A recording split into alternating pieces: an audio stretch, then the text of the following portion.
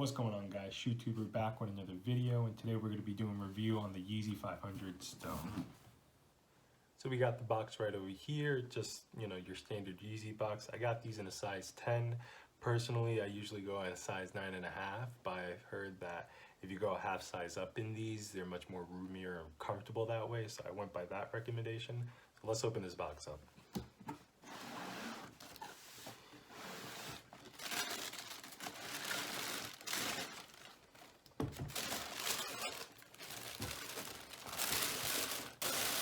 I mean, even the paper, I don't know if you can see under this light, but the paper even kind of has that stone color to it, which I think is a little cool.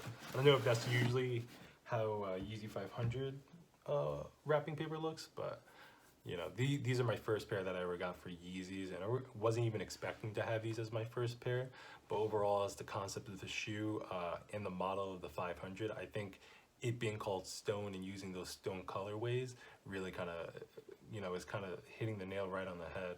I guess let's start in the bottom. So this is just a regular outsole for a 500 model. This uses adiprene instead of the Boost technology, which is a little different, but I heard it's just as comfortable as the Boost material. So there's really not going to be much different there other than just the branding on the side. And so you just gotta have this really nice textured outsole, and again, going with the stone, these are already standard for a lot of the Yeezy 500 models, but again, this being the stone, I just like how this kind of fits into the concept again, because this reminds me of kind of like a topographical map, and so the rings of course show like the different height levels and altitudes that change when you're kind of looking over mountain ranges or hills or valleys and things like that. So to have these be called the stone and like already have this integrated to the design beforehand, just kind of shows how the 500s can adapt pretty easily to different models or even different colorways. But I think this already being a preset to what has already been a standard in the 500 soles, kind of just is a little serendipitous, I almost want to say. So let's go to the kind of the midsole right over here. Again, it says adiprene right over here, as you can see. And it just has that like little nice grid pattern. The Yeezys 500s being very organic and fluid. There's literally no straight lines. Probably, you can argue this rubber sole right there. But, you just have these kind of like lines running through it. Again, just really beautiful. And I just like, they have a very bulbous feel to it. And again, stones kind of have that texture or that characteristic in them where they kind of just look bulbous, or they can be very round and smooth in character, but just have these like kind of like cut lines in them as well. Moving up, you have I've been rubbing my finger on it pretty much the entire time, but you have the suede leather right here, and I'm talking, it's like super smooth, it's really nice. This is just, pretty nice, good quality leather, and this runs, throughout the entire shoe, mainly on the toe box of the shoe.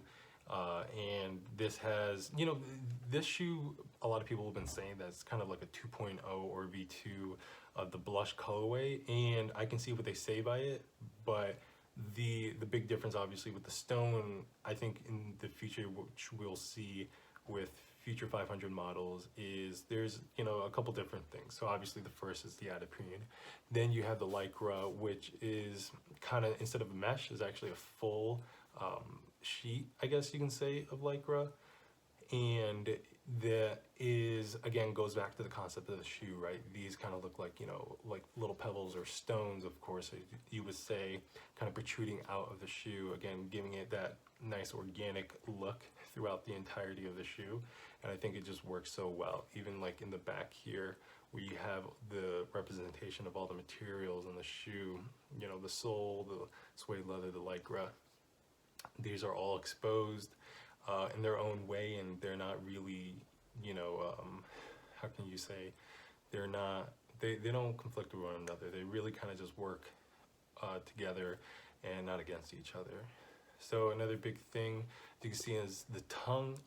In previous Yeezy models, it just had one, just kind of, I guess you can say like a little hill or a little ear pop up for the tongue, and it would have a pull tab. But this one actually has two. Somebody said they kind of look like Batman's ears, which I think is a little funny. But now this kind of goes around and covers the ankle as opposed to kind of just sitting on top of the ankle as older Yeezy 500 models would. So I think this might be a little bit of an improvement in terms of comfort, because instead of it's kind of working more around the foot versus kind of having to fit with the foot, if that makes sense. So I think that might be actually a plus. Also, this is much wider than in other Yeezy models, where 500 models, where it was just one and the tongue was a little bit thinner. Also, with the laces, they don't run along the lining of where you would have the pull tab for the tongue. So now they kind of just really sit on top. So this one is, I think they're concentrating a little bit more on having less technical, like, you know, your what you would usually see in a shoe model, and they're really focusing more on the form of the shoe itself, which I think is why they had the wider tongue, and then they took out the pull tab, and the laces kind of, you know, run and, you know, sit where they should be. I think that's something that was a conscious decision with this model update, and I think we're gonna just see this continuously as more 500 models come out. Overall, I think the shoe and resale value is showing not too high, depending on what model you have. This one's kind of going over, you know, $10 its current retail value. I mean, the 500s aren't, you know, very sought out as a resale shoe. This one was pretty much sitting for a few days on the Yeezy supply website before it officially sold out. And I could say the same maybe in the stores. Maybe they sold out much more quicker. But overall, honestly, I kind of feel like in time this shoe is going to be a little underrated, and it's just going to grow in value. And for me, I would want to resell these shoes, but like I honestly God like them so much that I might just keep them myself. So this is a really cool shoe. I think if you have these pairs, definitely keep them. If not, you know, I would definitely hold on to these for a little while. So if the value does grow on them, you can probably flip them for a pretty decent price. But again, I feel like these might actually go under the radar for quite some time, and then after a while they might rise up in value. As of right now, the value again is really close to its current retail value as 200.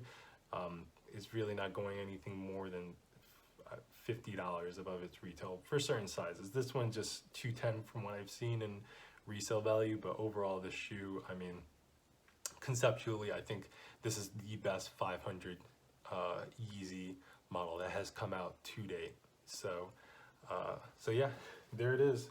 Those are the Yeezy 500 Stones. Definitely, if you got yourself a pair of these, consider yourself, I guess, lucky. I mean, they really weren't that hard to get. They didn't sell instantly, and you didn't have to wait in a raffle. So if you got the shoes, you obviously really wanted them for yourselves. Thanks again, guys, for watching. That was a review. Let me know what you liked, what you didn't like. Let me know what you guys think about the 500 series and the Stone model. If you like them, you got them, you didn't got them. Overall, you know, let me definitely like, comment, and subscribe onto the channel. That really helps. You know, let me know if I did anything good, if I did anything bad. I'm definitely gonna have more shoes on the way. Unfortunately, I sold the Travis Scott's Cactus Jacks and the other pair that I was holding, the Cum Diggers on Chuck Taylor's.